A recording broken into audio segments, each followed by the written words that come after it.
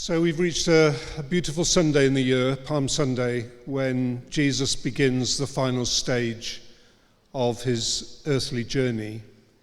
And behind him is the whole of his Galilean ministry, all those days and weeks and months when he was with the people in Galilee, the days when he was feeding people above the Sea of Galilee on the hillsides, or when he was walking on the water, or when he was calming the storm, or when he was healing people who had all sorts of diseases and problems.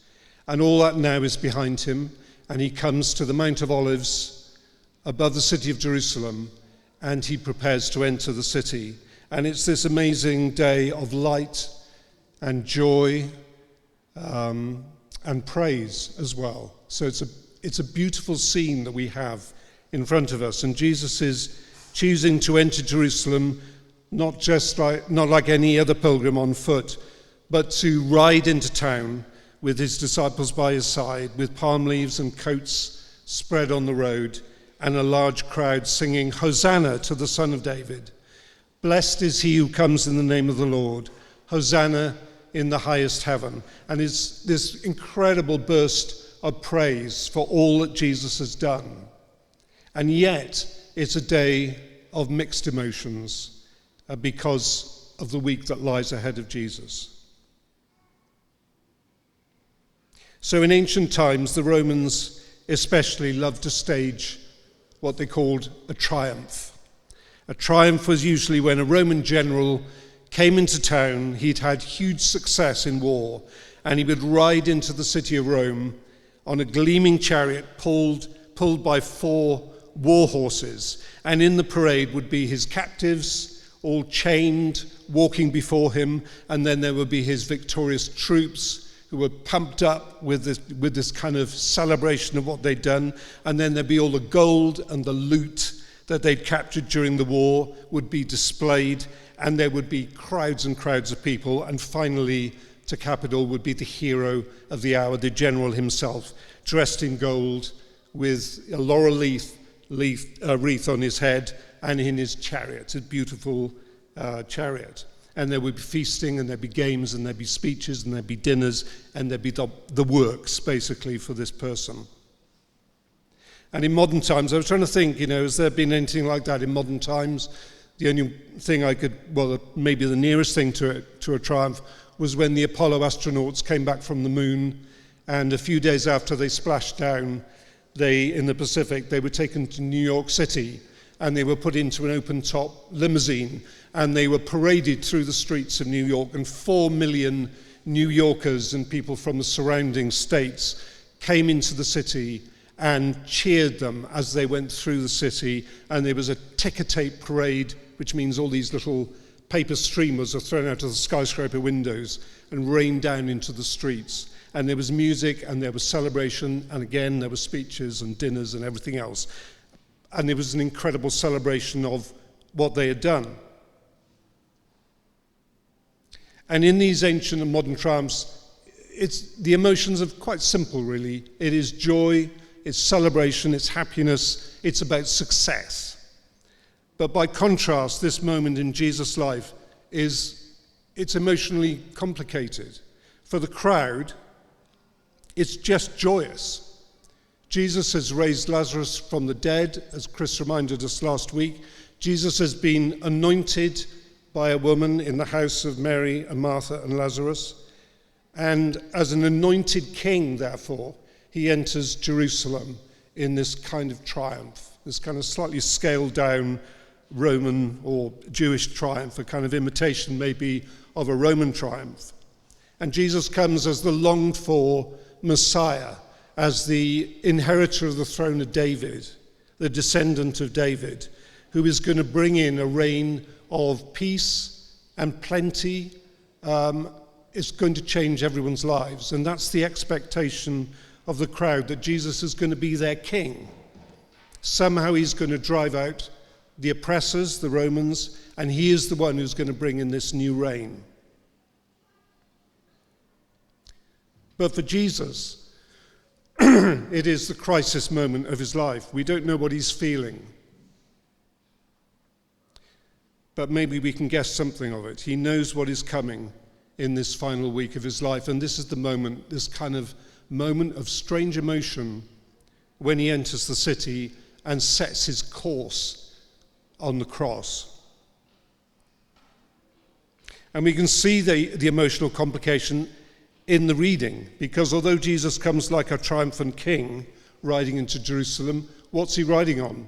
He's not riding on a war horse, he's riding on a little plodding donkey, and it plods along the road and into Jerusalem. He's coming into Jerusalem like a farmer coming to market.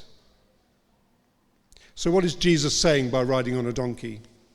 Well, one thing he's saying, he's stepping into a prophecy from the Old Testament, from the book of Zechariah, which says, "Rejoice greatly, daughter Zion. Shout, daughter Jerusalem. See, your king comes to you, righteous and victorious, lowly and riding on a donkey, on a colt, the foal of a donkey." And then the prophet says that God is going to sweep away all the chariots and all the war horses, and he's going to break all the weapons of war, because this king will proclaim peace to the nations, and his rule will extend from sea to sea. And, this is what the Messiah is going to do. So Jesus is, in a way, stepping into that prophecy, but he's going to change the way it works. But could it be also that Jesus is making a point about powerful people who love to make grand entrances? Is he saying something about power? Is he making some kind of criticism or strong point against power? Maybe Jesus is saying power and pride and fame and success are not what I'm here for. Maybe he is saying, just as a donkey is a beast of burden, I too have come to carry a burden, the burden of the cross. I've not come to be served. I've come to serve and to give my life as a ransom for you. And that's why this story of Jesus on a donkey moves quite naturally a few days later to the story of the Last Supper, where Jesus gets down on his knees. He gets down to floor level, and he kneels there on the hard floor, and he washes the feet of his disciples just like a servant would do in those days. So the donkey and the kneeling on the floor and the serving of others, these are the things that Jesus has come to do. This is what he is really all about. So I think Palm Sunday is a demanding day for us as Christians, because, we see Jesus surrounded by praise. And you don't see this much in the Gospels. Maybe this is the only moment where the disciples and the followers are all there, and they're surrounding Jesus, almost like a church service, say, a service of praise, and they're giving praise to God for the miracles that Jesus has done. It's almost like if we could be there, we would be doing this.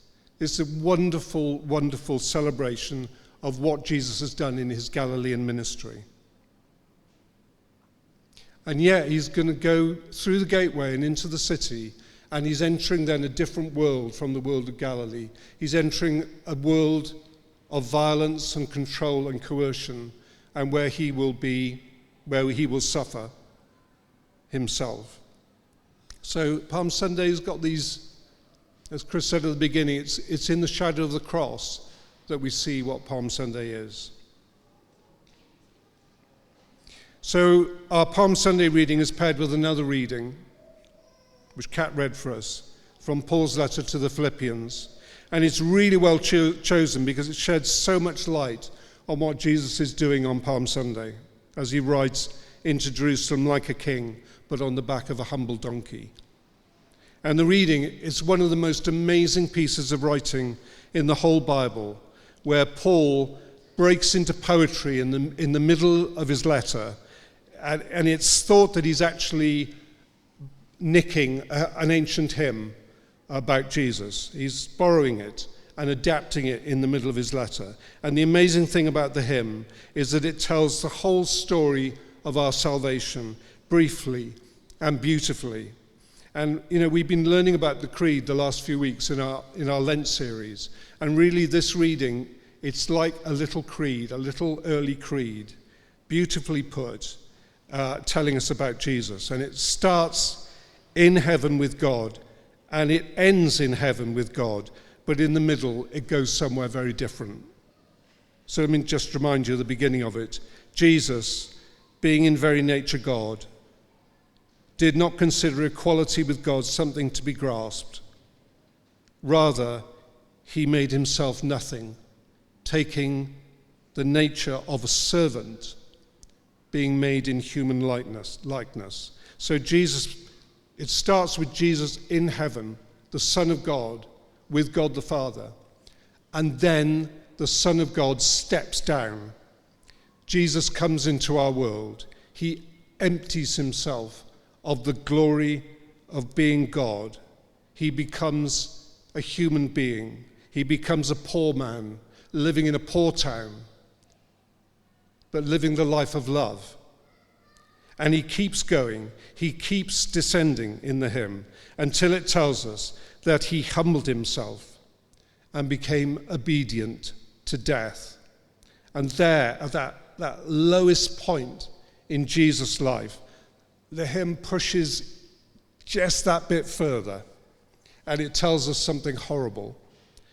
It says, even death on a cross. And that is a terrible thing. That is a terrible death. For people living in the time of Jesus, death on a cross was something you saw quite often. You know, it's the kind of everydayness of crucifixions. You go to Tesco, you might pass a crucifixion, because that's how criminals were treated. And the first Christians who read these words of St. Paul, they knew what this death looked like. They knew how terrible and how shameful it was. And this reality is where Jesus went to. This is the lowest point in the story of Jesus. But then, from that low point, from that exact middle point in the hymn, in the drama of Jesus, the story of our salvation turns and comes back up with huge power. Now, I'm not going to get into the second half of the hymn because we're not at Easter Sunday yet. We're still in Palm Sunday. We got a lot before us before we get to Easter Sunday.